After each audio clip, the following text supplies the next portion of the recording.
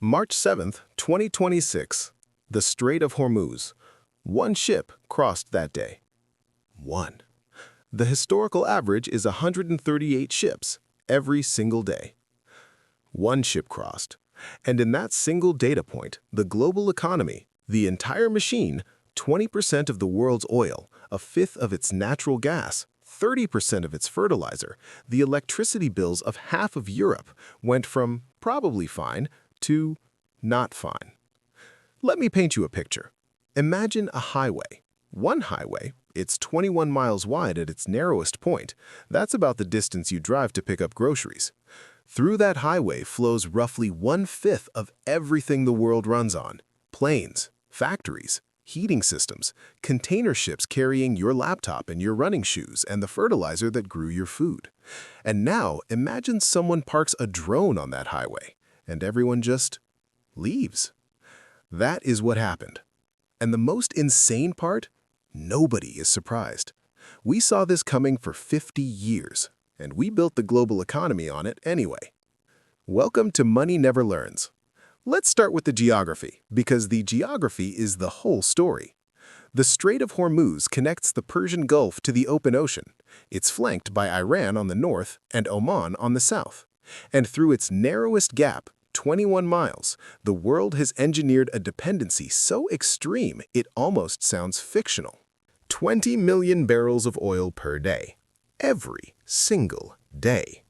Saudi Arabia, Iraq, UAE, Iran, Kuwait, 5 countries, 93.6% of all the crude moving through there.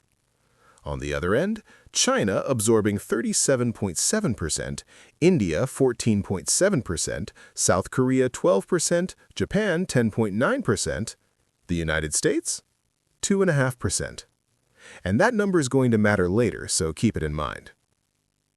But here's what most oil coverage misses. It's not just oil. About 93% of Qatar's LNG exports and 96% of the UAE's go through this same 21-mile gap. Qatar is the world's largest exporter of liquefied natural gas. Every cubic meter of gas it sends to Japan, South Korea, China, or Europe has to pass through the Strait of Hormuz. There is no other route. Not a pipeline, not a workaround, not a backup plan. There is one door, and Qatar doesn't have the key. The world has the key, and Iran is standing in front of the door. Also passing through, 30% of global fertilizer. 33 million shipping containers a year routed through Dubai's Jebel Ali port, the Middle East's primary redistribution hub. When Jebel Ali goes dark, East Africa feels it, South Asia feels it. The ripples go further than any map suggests. And the world said, "Sure, let's build everything on this. What's the worst that could happen?" The argument went like this, and markets believed it completely. Iran would never actually close the Strait of Hormuz because Iran needs it too. Iran exports about 1.9 million barrels of oil per day. Shutting the strait is economic suicide for Iran. Therefore, Iran won't shut the strait. QED. The risk is priced at 0. This logic held for a specific version of Iran, an Iran that was a functioning oil exporter with a rational revenue motive, an Iran that had something to lose. What nobody modeled was, what happens when Iran has already lost? What happens when you kill the supreme leader? Because that's how this started. February 28, 2026, the United States launched Operation Epic Fury. Airstrikes, maritime campaign, Iranian command centers, IRGC headquarters, ballistic missile sites, submarines, air defense systems, all targeted simultaneously. And in those strikes, Ali Khamenei, supreme leader of Iran since 1989, was killed. You want to talk about a market hasn't priced this in moment? That was it. Within hours, Iran's Revolutionary Guard Corps, the IRGC, declared the Strait of Hormuz closed to Western allied shipping. Not threatened, not warned, closed. But here's where the story gets truly bizarre. The strait didn't actually need to be physically blocked for it to close. The real gatekeeper wasn't the Iranian Navy, it was the insurance market.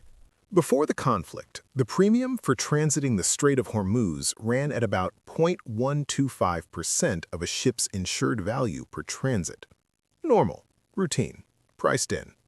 Then, in the days before the strikes, war risk premiums jumped to between 0.2 and 0.4%. For a very large crude carrier, that's $250,000 extra per crossing. After the shooting started, several P&I clubs, protection and indemnity insurers, the people who cover maritime liability, pulled war risk coverage entirely. Not "we'll charge you more," gone. No coverage available, at any price. And Maersk, Danish shipping giant, one of the world's largest carriers, announced it was suspending crossings. Mediterranean Shipping Company, the actual largest shipping firm on Earth, directed all vessels to designated safe shelter areas. The Strait of Hormuz was commercially closed before a single Iranian mine hit the water. Lloyd's of London did what the IRGC announced. The market enforced the blockade faster than any military could. On March 2, 2026, the IRGC officially confirmed the strait was closed and threatened any ship that passed through it. Legal confirmation of what the insurance market had already decided. On March 7, 2026, one ship crossed. One out of 138. The closure was real. Now let's talk about what happened to oil prices, because the numbers are something. February 27, 2026, Brent crude at $71 per barrel, pre-conflict baseline. Normal, boring. March 9, 2026, 10 days later, $94 per barrel, a 32% jump in 10 days. March 28, 2026, 31 days from the start, $112 per barrel, 58% above baseline. In 1 month. Goldman Sachs is projecting a Q2 2026 Brent average of $110, with an extreme upside scenario of $135 if disruption persists 6 months. And Oxford Economics identified $140 averaged over 2 months as, their exact characterization, the breaking point for the world economy. Goldman warns Brent could test $150. For context, $180 to $200 per barrel in an extended closure scenario would represent levels not seen in inflation-adjusted terms since the 1979 crisis, the year after the Iranian Revolution, which, incidentally, was the last time the world thought Iran had too much to lose to do something catastrophic. It's almost poetic if you don't have a gas bill. Here's the part that doesn't make the headlines but probably should. Iran created the largest oil price spike in modern history, and Iran cannot export a single barrel to profit from it. Not one. Iran's 1.9 million barrels per day of exports stranded behind the same blockade Iran imposed. The $112+ per barrel price it helped create, inaccessible. Iran burned down the market to deny the buyers and also denied itself the windfall. That is a level of economic self-destruction that is hard to overstate. But Iran's not the only one caught in this trap. Gulf states and Iraq, Saudi Arabia, UAE, Kuwait, Qatar, Iraq, are losing approximately $1.1 billion per day in oil revenue while the strait stays closed, per day. Iraq is particularly wrecked because 90% of its entire GDP comes from oil exports. Iraq isn't losing a revenue stream, Iraq is losing its economy. The oil production of Kuwait, Iraq, Saudi Arabia, and UAE collectively dropped by 6.7 million barrels per day by March 10th, and at least 10 million barrels per day by March 12th. The Gulf states are sitting on the most valuable commodity on the planet at the highest prices in years, and they cannot move a drop of it. Except, and here's the twist that's almost funny, Saudi Arabia. Saudi Arabia built a pipeline after the last near closure, the East-West pipeline, 1,200 kilometers, constructed in the 1980s during the tanker war because Riyadh got scared then too. It currently moves 7 million barrels of oil per day to the Red Sea port of Yanbu, bypassing Hormuz entirely. So Saudi Arabia is simultaneously being attacked by Iranian missiles, losing direct Hormuz-routed revenues, and benefiting from the global price surge because it can actually export via a different route. The pipeline built in response to the last crisis is the reason Saudi Arabia is the primary winner of this crisis. The irony budget on this story is inexhaustible. Let's meet the other victims, because the pain is not evenly distributed. Qatar Energy. Zero bypass capacity. Not a meter of alternative pipeline. Every molecule of LNG Qatar produces has to go through Hormuz. On March 4, 2026, Qatar Energy declared force majeure on all exports. Force majeure, the legal term for an act of God prevented us from performing our contract. Except this wasn't God. This was a drone. And then it got worse. Parts of the world's biggest LNG plant sustained missile damage. Qatar Energy warned repairs could take up to 5 years. 5 years. Qatar exports gas to Japan, to South Korea, to China, to Europe. European gas benchmarks, the Dutch TTF, nearly doubled to over 60 euros per megawatt hour by mid-March. And European gas storage was already sitting at just 30% capacity after a harsh 2025-2026 winter. The European Central Bank postponed its planned rate reductions on March 19th, raising its inflation forecast and cutting growth projections. UK inflation is now expected to breach 5% in 2026. Germany, running industrial machinery on that gas, is now pricing in a technical recession. Pakistan, which sources 99% of its LNG from Qatar and UAE, is experiencing a full energy shock. South Korea, the world's 8th largest oil importer, sourcing roughly 60% of its oil through Hormuz, watched its Kospi stock market drop 12% in a single day on March 4th, the largest single-day decline in Kospi history. Samsung Electronics and SK Hynix, which together account for 40% of the index, are staring down surging energy costs for chip manufacturing. Your phone's next processor just got more expensive. And the average American household? Even though the U.S. imports only about 2.5% of its oil through Hormuz, remember that number from earlier? Gasoline prices still jumped nearly 32%. The global oil price doesn't care where your domestic production comes from. It prices everything.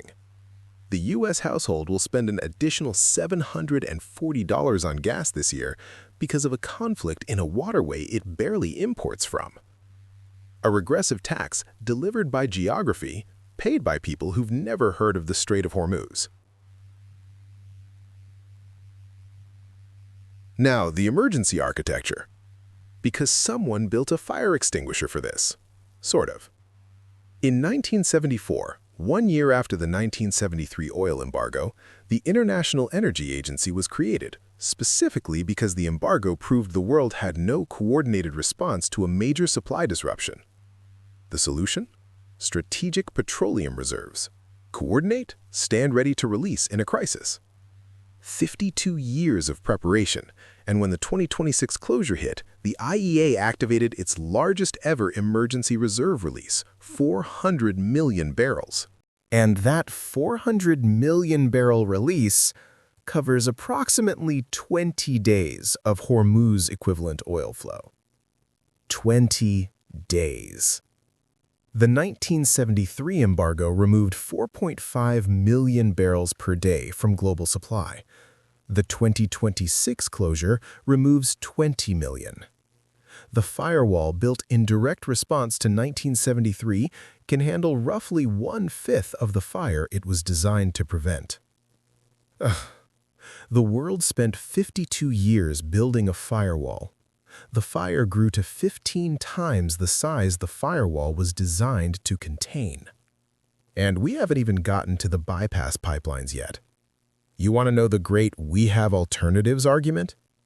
Saudi Arabia and the UAE have the only operating pipelines that can circumvent the strait. Combined available capacity? Approximately 2.6 million barrels per day, against 20 million barrels per day of disrupted flow. Effective bypass coverage? Less than 20%. Qatar, Kuwait, Bahrain, Iraq? No pipeline alternatives. Zero. Not insufficient. Zero. We have alternatives. They did not have alternatives. Now let's go back in time, because this moment has been approaching for a very long time and markets kept telling themselves it wouldn't. August 23, 1973. Saudi King Faisal and Egyptian President Anwar Sadat secretly negotiate using oil as a weapon in the coming Yom Kippur War. 2 months later, on October 19, 1973, immediately following President Nixon's request for $2.2 billion in emergency aid to Israel, OPEC formally embargoed the United States. Oil stops flowing. The price of crude goes from $2.90 per barrel before the embargo to $11.65 per barrel by January 1974, nearly quadrupled. U.S. inflation hits 12.3% in 1974, up from 3.4% in 1972. The Federal Reserve's response? Insufficient. Arthur Burns, Fed chair at the time, later acknowledged that industrial commodity prices were already rising above 10% annually, the economy was running near full capacity, and materials were in short supply, exactly the conditions that made a supply shock catastrophic. The delayed response allowed inflation expectations to become entrenched. Breaking those expectations required Paul Volcker, a 20% federal funds rate, and a deliberately induced recession. Sound familiar? In 2026, the Hormuz crisis hit an economy dealing with tariff-driven inflation, near full employment, and a Fed that had already spent 2 years fighting post-pandemic price pressures. Bloomberg Economics tracked U.S. CPI from March 2026 at 3.4% year-on-year, up from 2.4% in February, with fuel prices as the primary driver. The Fed was planning 2 rate cuts in the second half of 2026. Those expectations were deleted from the rate path. Goldman Sachs raised its U.S. inflation forecast by 0.8 percentage points to 2.9% and trimmed GDP growth by 0.3 of a point. PCE inflation is now projected to jump toward 3.5% or 4.0%, and the Fed faces the exact choice Burns faced in 1973. Tighten into an oil-driven recession or hold and risk entrenching inflation the way the 1970s did. The 10-year bond yield hit 4.46% on March 27th, its highest since July 2025. The 30-year mortgage rate climbed to 6.38% on March 26th. The 1973 operators said, "This is a political crisis. It'll resolve diplomatically." The 2026 market said, "Iran won't actually close Hormuz. They need it too." Both were wrong for the same reason. They confused historical precedent with structural guarantee. But the greatest historical precedent? That came from the Strait itself. From May 1981 to August 1988, 7 years, Iraq and Iran fought what became known as the Tanker War. 451 direct attacks on merchant vessels in the Persian Gulf and Strait of Hormuz. Iraq was responsible for 283, Iran for 168.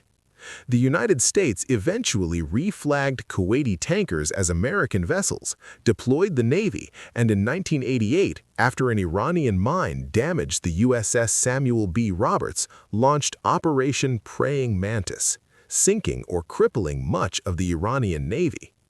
And the Strait stayed open the entire time, never closed. 7 years of warfare, 451 attacks, not a day of closure. That 7-year precedent became the psychological foundation for the market's permanent confidence. The Hormuz discount. We've seen the worst. The the strait always stays open. That 38-year record ended on March 2, 2026. The thing about a record that's never been broken is that eventually it gets broken. There is one more detail from this crisis that deserves its own sentence. Then a pause, then another sentence. March 23, 2026. Donald Trump publishes a statement postponing strikes on Iran pending talks. Oil prices temporarily fall. 15 minutes before that statement was published, $580 million in bets on falling oil prices were placed via futures contracts. 15 minutes. The Financial Times launched an investigation. Someone, somewhere, appears to have known something. The investigation is ongoing. Nobody has been charged. Nobody has explained the timing. But someone made $580 million on 15 minutes of foreknowledge of a geopolitical announcement that temporarily shifted the price of the most important commodity on Earth. Genius. Or criminally well-connected. Probably both. As of April 3, 2026, today, the Strait of Hormuz remains practically closed. Iran has selectively permitted some ships from China, Russia, India, Iraq, and Pakistan to transit. Selective passage as geopolitical leverage. China gets oil, Europe doesn't. South Korea watches its stock market from the floor. Qatar sits on an LNG plant that will take 5 years to repair. The Dallas Fed modeled this. A one-quarter closure reduces global GDP growth by 2.9 annualized percentage points. A three-quarter closure wipes 1.3 percentage points from full-year global GDP. A 6-month closure produces a global recession comparable in severity to 2008-2009, except driven by supply shock, not financial contagion. UNCTAD puts the prolonged scenario damage at up to $3.5 trillion, 3.15% of global GDP. 3.5 trillion. And Goldman economists have already raised their recession probability for 2026 by 5 percentage points to 25%. That number is from before the full data came in. Here's the thing about the 1973 oil shock that everyone should read and nobody does. The damage depended not just on the size of the disruption, but on the economic environment it hit. In 1973, heavy oil dependence, rigid wage systems, and uncertain policy amplified everything. The 2026 version adds integrated global supply chains, just-in-time manufacturing, concentrated LNG dependency, and a financial system already sensitized to inflation after 2022-2024. The 1973 embargo removed 4.5 million barrels per day. This crisis removed 20 million. The emergency architecture built to prevent 1973 can cover 20 days of this. The bypass capacity covers 20% of disrupted flow. Pakistan is in an energy crisis. South Korea just recorded its worst single-day stock market drop in history. The Fed is facing a 1973 replay, and the only tool that worked last time was a Volcker recession. And we knew this was possible. We knew about the Strait. We knew about Iran. We built the dependency anyway, called it stability, and told ourselves that because the record had held for 38 years, it would hold for 39. It did not hold for 39. Somewhere, right now, a shipping executive is looking at a spreadsheet of 130 container ships trapped inside the Persian Gulf and 62 more waiting outside the strait and thinking about how the word unprecedented has lost all meaning. Somewhere, a Qatari engineer is writing a 5-year repair timeline for the world's biggest LNG plant. Somewhere, the person who placed a $580 million short position 15 minutes before a presidential tweet is very carefully not answering any calls. And somewhere, almost certainly, a committee is being formed to study what went wrong and recommend building slightly more pipeline capacity. Eventually. That's the thing about a 21-mile choke point that controls the global economy. When it breaks, everyone acts shocked. Even though every single model, every single analyst, every single scenario document from the EIA, the IEA, the Congressional Research Service, and the Dallas Fed said exactly this could happen. Exactly this. The global economy was a building with one exit, and everyone decided the exit would never be blocked because it hadn't been blocked yet. Good thing we learned from history this time. We didn't, did we? Most people will hear about record oil prices and think, that's a Middle East problem. They'll assume their economy is insulated. They'll point to domestic energy production. The people running chip factories in South Korea thought the same thing. The Europeans rationing gas storage thought the same thing. The Pakistanis facing a full energy shock thought the same thing. 21 miles. That's all it takes. 21 miles, 2 shipping lanes, and one entity willing to stop caring what it costs them. If you'd rather understand how the world actually works before the next time it breaks, and there will be a next time, you know what to do.